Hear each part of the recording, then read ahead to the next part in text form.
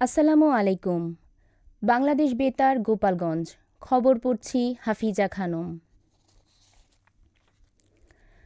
জ্ঞান বিজ্ঞানে করব জয়, সেরা হব বিশ্বময়, এই প্রতিপাদ্যকে সামনে রেখে ৪৬তম জাতীয় বিজ্ঞান ও প্রযুক্তি সপ্তাহ উপলক্ষে শরীয়তপুরে ৩ দিনব্যাপী বিজ্ঞান মেলা ও জাতীয় বিজ্ঞান অলিম্পিয়াড উদ্বোধন করা হয়েছে।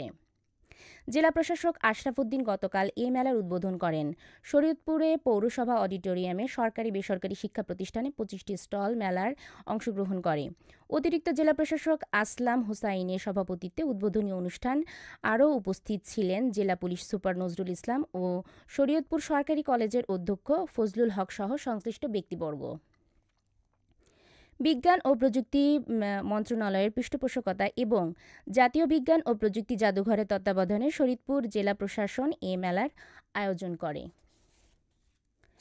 এদিকে জ্ঞান বিজ্ঞানে করব জয়, সেরা হব বিশ্বময়, এই স্লোগানে ফরিদপুর তারার মেলা ঈশান মেমোরিয়াল স্কুল মাঠ প্রাঙ্গণে ২ দিন পালিত হয়েছে ৪৬তম জাতীয় বিজ্ঞান ও প্রযুক্তি সপ্তাহ।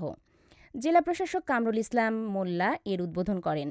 জেলার ৯টি উপজেলার বিভিন্ন শিক্ষা প্রতিষ্ঠানের শিক্ষক শিক্ষার্থীরা এতে অংশ নেন। সেবার ব্রতে চাকরি, এই স্লোগানকে সামনে রেখে Bangladesh police training recruit constable পদে নিয়োগের মনস্তাত্ত্বিক ও মৌখিক পরীক্ষা এবং প্রাথমিকভাবে নির্বাচিত প্রার্থীদের আনুষ্ঠানিক ফলাফল গতকাল শরীয়তপুরে পুলিশ লাইন্সে প্রকাশ হয়েছে।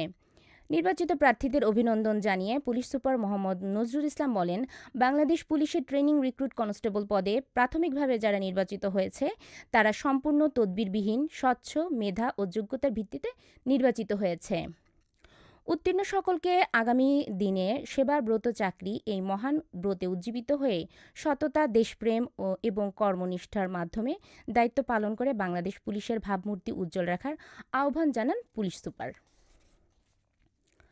ফরিদপুর সেফ হোমে অবস্থানরত সামাজিক প্রতিবন্ধী ও পুনর্বাসন কেন্দ্র নিবাসীদের মাঝে গতকাল জেলা সমাজসেবা অধিদপ্তরের দরবার হলে জন্মসনদ বিতরণ করা হয়েছে। ফরিদপুর পৌরসভার প্রশাসক চৌধুরী রওশন ইসলাম এতে প্রধান অতিথি হিসেবে উপস্থিত ছিলেন। জেলা সমাজসেবা অধিদপ্তরের উপপরিচালক জনাব আলী আহসানের সভাপতিত্বে সেফ হোমের তত্ত্বাবধায়ক তাহসিনা জামান, পৌরসভার sanitary inspector Mohammad Mamun Hossain, justice and কেয়ারের প্রতিনিধিসহ সংশ্লিষ্ট ব্যক্তিবর্গ এ সময় উপস্থিত ছিলেন। বাংলাদেশ স্কাউটস ফরিদপুর জেলা শাখার উদ্যোগে গতকাল শারদা সুন্দরী উচ্চ বালিকা বিদ্যালয় কনফারেন্স রুমে মাল্টিপারপাস ওয়ার্কশপ অনুষ্ঠিত হয়েছে। জেলা প্রশাসক কামরুল ইসলাম মোল্লা এতে প্রধান অতিথি হিসেবে উপস্থিত ছিলেন। বাংলাদেশ স্কাউট ফরিদপুর জেলা শাখার কমিশনার মোসলেউদ্দিন, বাংলাদেশ স্কাউট ফরিদপুর জেলা শাখার সম্পাদক হায়দার হোসেন, বাংলাদেশ স্কাউট ফরিদপুর জেলা শাখার কোষাধ্যক্ষ জাহাঙ্গীর মণ্ডল, সহকারী পরিচালক আনোয়ার হোসেন সহ অনেকে এ সময় উপস্থিত ছিলেন। আসন্ন ঈদুল আজহাকে কেন্দ্র করে ফরিদপুরে এবছর স্থায়ী ও অস্থায়ী পশুর হাটের সংখ্যা ৩৭টি। এসব হাটে তাৎক্ষণিক সেবা দেওয়ার জন্য ১৭টি মেডিকেল টিম গঠন করেছে জেলা প্রাণী সম্পদ বিভাগ। জেলা প্রাণী সম্পদ কর্মকর্তার কার্যালয়ে জেলা ট্রেনিং অফিসার ডাক্তার AKM আসজাদ জানান, জেলা প্রাণী সম্পদ বিভাগের সহায়তা ও পরামর্শ নিয়ে কোরবানিকে কেন্দ্র করে এবছর পুরো জেলায় ৮,১৭৮ জন খামারি বিভিন্ন ধরনের ১,১০,৮৯১টি পশু লালন পালন ও প্রাকৃতিকভাবে মোটাতাজাকরণ করেছে।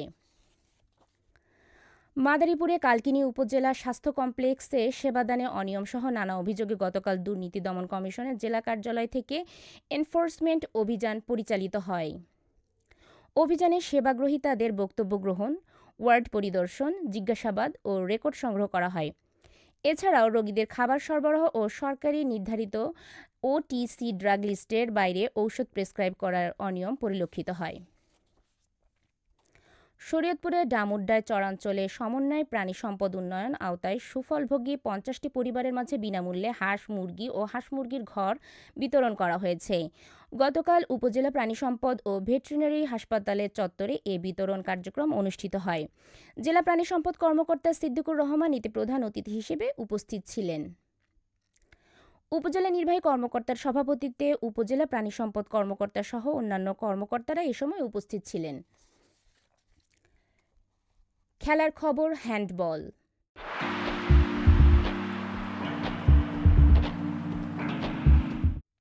বাংলাদেশ হ্যান্ডবল ফেডারেশনের আয়োজনে ৩৫তম জাতীয় পুরুষ হ্যান্ডবল প্রতিযোগিতায় তৃতীয় দিনে চট্টগ্রাম জেলা ক্রীড়া সংস্থা 93-14 গোলে মাদারীপুর জেলা ক্রীড়া সংস্থাকে পরাজিত করেছে। অপরদিকে ফরিদপুর জেলা ক্রীড়া সংস্থা 46-20 গোলে হারিয়েছে গাইবান্ধা জেলা ক্রীড়া সংস্থাকে। গতকাল ঢাকায় পল্টনের শহীদ ক্যাপ্টেন এম মনসুর আলী জাতীয় হ্যান্ডবল স্টেডিয়ামে এই খেলা অনুষ্ঠিত হয়। সবশেষে আবহাওয়া।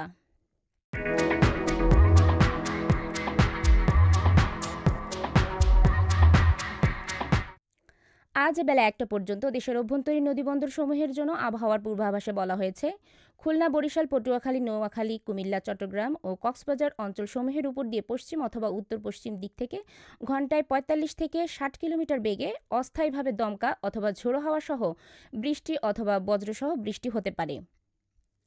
এসব এলাকার নদীবন্দরসমূহকে ১ নম্বর সতর্ক সংকেত দেখাতে বলা হয়েছে। খবর শেষ হলো। আমাদের পরবর্তী খবর প্রচারিত হবে আগামীকাল সকাল ৮টা ৩০ মিনিটে বাংলায়।